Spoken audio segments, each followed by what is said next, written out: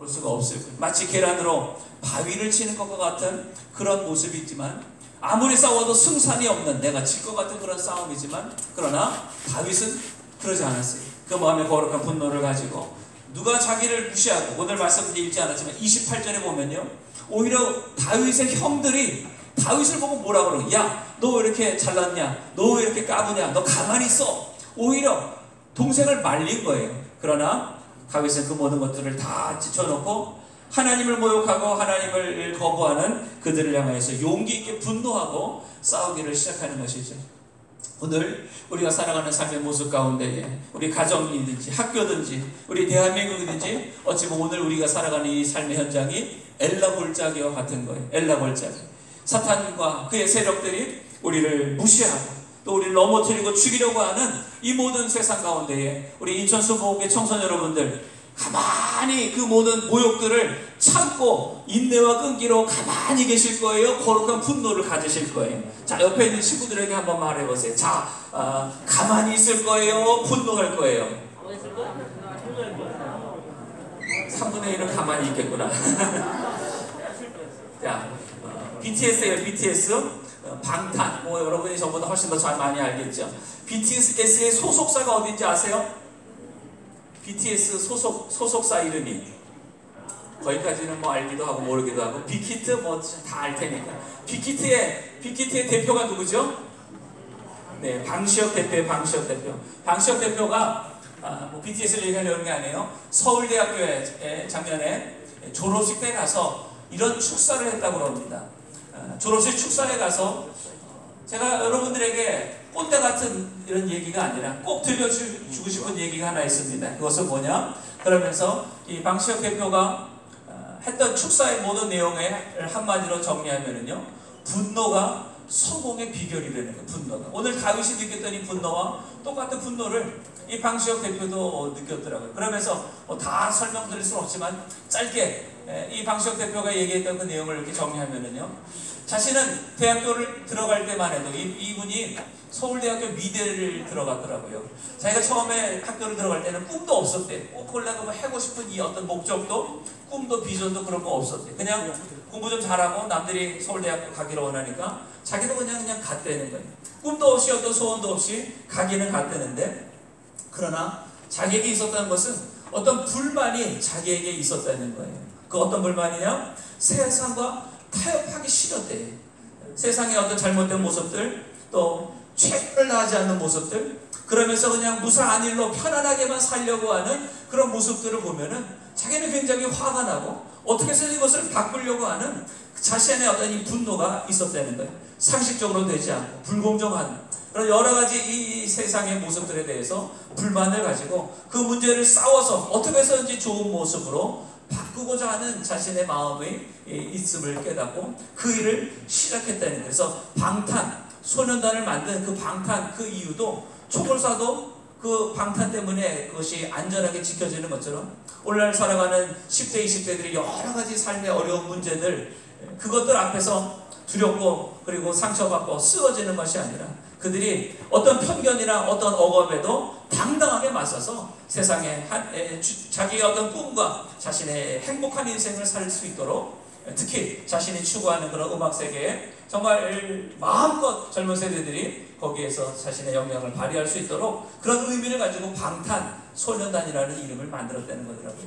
그래서 이 방시혁 대표가 말하고자 하는 것은 자신이 가지고 있는 이 분노로 인하여서 그동안 잘못되었던 모든 음악 이런 산업에 대해서 새로운 길을 열게 되었고, 그래서 그 결과로 지금 이 BTS가 전 세계 많은 사람들에게 아주 좋은 영향력을 줄 수 있는 그런 계기가 될 수 있었다라는 것이죠.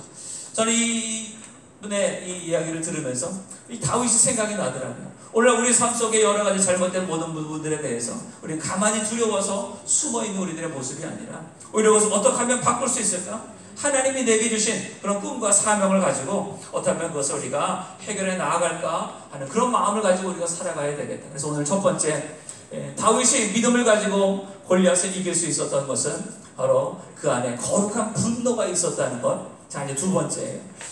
우리 안에 세상을 이기는 그 이김을 가지는 그 믿음은 두 번째는 뭐냐? 세상의 방식을 벗어버려야 돼. 사람들이 살아가는 똑같은 모습, 사람들이 꿈꾸고 사람들이 가지려고 하는 이 땅의 것에 우리의 마음을 빼앗겨서 똑같이 그들을 따라가는 세상의 방식을 벗어버리고 무엇을 개발해야 될까요? 무엇을 개발하자. 뭐를 개발할까요?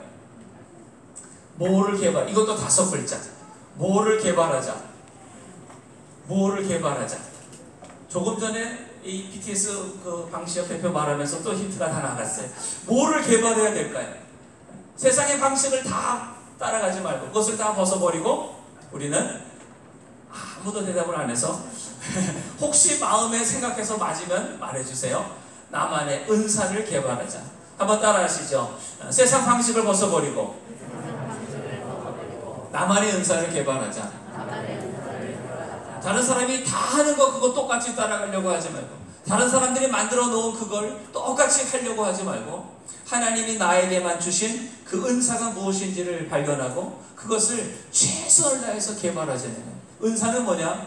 하나님이 나에게 주신 선물이에요. 여기 우리 청소년도 한 사람 한 사람이 하나님이 다 주셨어요. 누구는 아까 여기 율동을, 어떻게 우리 남학생이 율동을 귀엽게 아주 멋지게 잘했어요. 찬양도 하고 악기도 하고 또 여러분들 함께 예배도 드리고, 각자 하나님 우리에게 주시는 선물이 있어요. 다 노래 잘하지 않아요. 다 악기 잘하지 않아요. 다 공부 잘하지 않아요. 다 하나님이 내가 가장 잘할 수 있는 것을 우리에게 주신 것이지요. 다윗과 이제 사울이 만났습니다. 다윗이 그런 말을 하자 어느 누군가가 다윗을 사울 왕에게 소개를 해줬어요. 다윗이 사울 왕 앞에 가서 담대하게 이렇게 말합니다. 저 블레셋 사람 때문에 우리가 낙담할 필요가 없습니다. 두려울 필요가 없습니다. 제가 나가서 그와 싸우겠습니다. 어른들도 두려워가지고 도망치는 반에 그 조그만 소년인 다윗이 자기가 나가서 싸우겠다는 거예요. 그러자 이 사울 왕이 말합니다. 아소라라는 거죠. 야, 너는 아직 소년이야. 그 저 골리앗은 어릴 적부터 전쟁터에서 잔뼈가 굵은 용사야, 용사. 싸우면 너 큰일 나, 죽어. 안 돼. 이런 다윗을 말리는 거죠. 그러면서 바로 이런 모습이에요. 야, 네가 어떻게 저 골리앗을 싸워서 이기겠냐? 그거는 너 싸우면 안 돼. 자, 그러자 다윗이 자기의 살아왔던 짧은 인생이지만 자기를 설명하는 거예요. 제가 목동으로서 일할 때에 제 양을 잡아먹으려고 왔던 이 사자나 소를 제가 오히려 쫓아가서 그들을 쳐서 그들의 입에서 이 어린 양을 내가 구출했었나합니다. 저 짐승과 같은 이 골리앗도 하나님이 나와 함께 하시고 내가 사자와 곰을 치렀던 것처럼 저 골리앗도 내가 칠 수 있습니다. 다윗이 담대하게 말하고 있는 거죠. 여기 30절 제가 한번 읽어보죠. 주의 종이 사자와 곰도 쳤은즉 사시는 하나님의 군대를 모욕한 이 할례 없는 블레셋 사람이리이까 그가 그 짐승이 하나같이 되리이다. 또 가로되 여호와께서 나를 사자와 사자의 발톱과 곰의 발톱에서 건져내셨은즉 나를 이 블레셋 사람의 손에서도 건져내시리이다.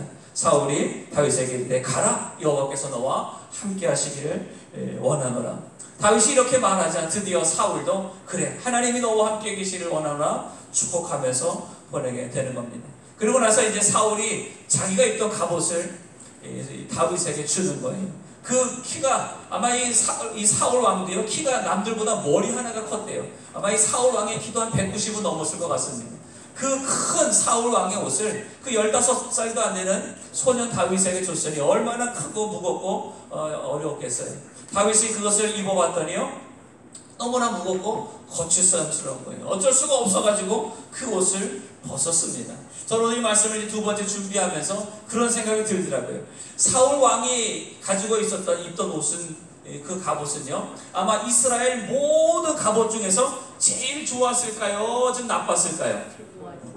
제일 좋았을 거예요. 뭐 노시든지 뭐든지 가죽이든지 아마 요즘 말로 말하는 명품이었을 거예요. 가장 좋은 투구, 가장 좋은 이 갑옷, 가장 좋은 칼과 창, 그 어떤 거 다 명품을 가지고 이 다윗에게 그걸 준 거잖아요. 다윗이 그것을 딱 받으면서 야, 우리 여러분 친구들 말로 야, 플렉스 하자 하면서 야, 이거 횡재다. 이거 내가 평생에 한번 가져보지 못할 이것을 내가 오늘 갖는구나. 만약에 사울 왕이 준 그것을 자기가 가지려고 하면서 그것을 내가 쓰려고 했다면요, 다윗은 이 골리앗과 싸우면서 분명히 졌을 거예요. 요즘 뭐 다윗이 구찌 모자를 딱 쓰고 그 다음에 오프 화이트 그 옷을 딱 입고, 그 다음에 루이비통 그 백을 딱 빼고, 그 다음에 발렌시아가 신발을 딱 신고, 그러면서 야 이게 최고니까 이거 가지고 내가 싸우면 반드시 저 골리앗과 이기겠다. 다윗이 만약에 그렇게 생각했다면 어떻게 됐을까요?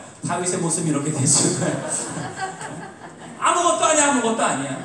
모자 쓰고 구찌 모자 쓰고 오프 화이트 옷 입고 발렌시아가 신발 신고 루이비통 가방 맸다고 세상을 이기겠어요? 골리앗을 이기겠어요?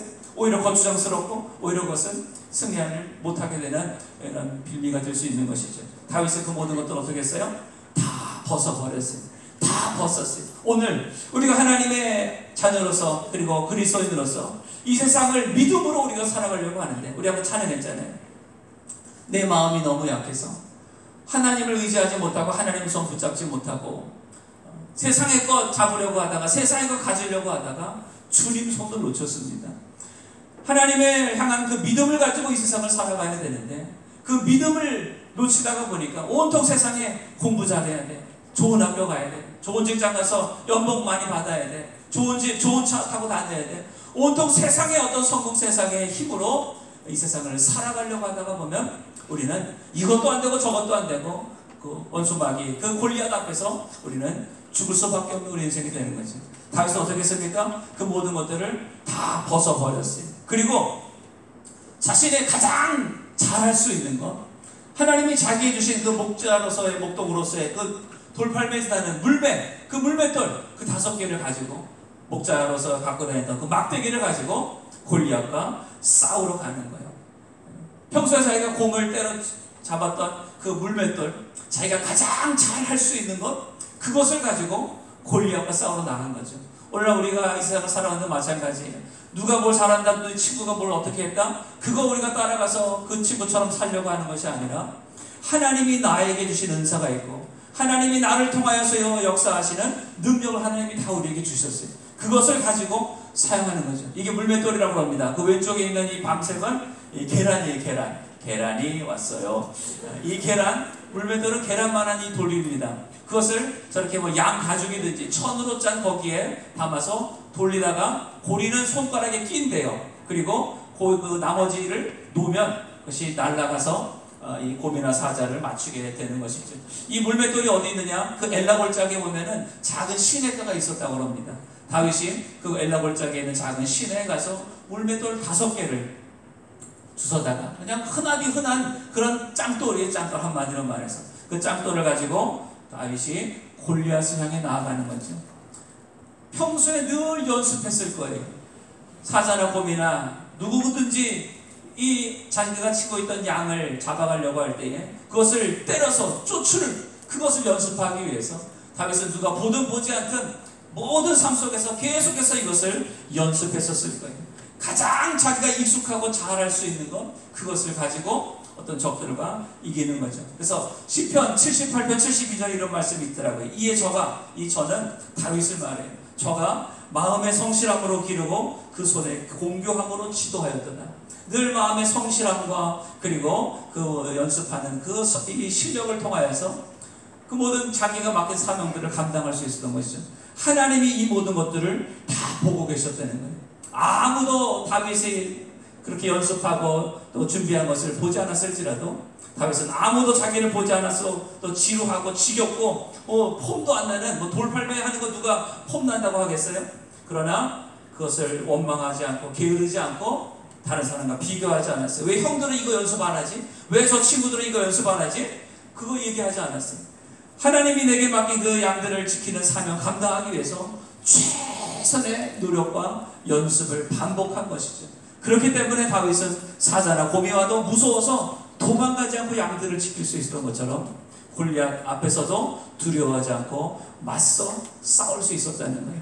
오늘 우리 청소년들, 하나님이 내게 맡기신 중학교든지 고등학교든지 내 삶의 자리가 있어요. 공부를 하든지 예체능을 하든지 하나님이 나를 통해 이루길 원하신 하나님의 비전이 있을 거예요. 그 앞에서 왜 저 사람은 저렇지 이렇지 비교할 것 없어요. 하나님이 나에게 주신 그 은사를 가지고 여러분 최선을 다해서 연습하고 노력할 때에 하나님 앞에 귀하게 쓰임받는 저와 여러분 다 될 줄로 믿습니다. 불행한 사람과 행복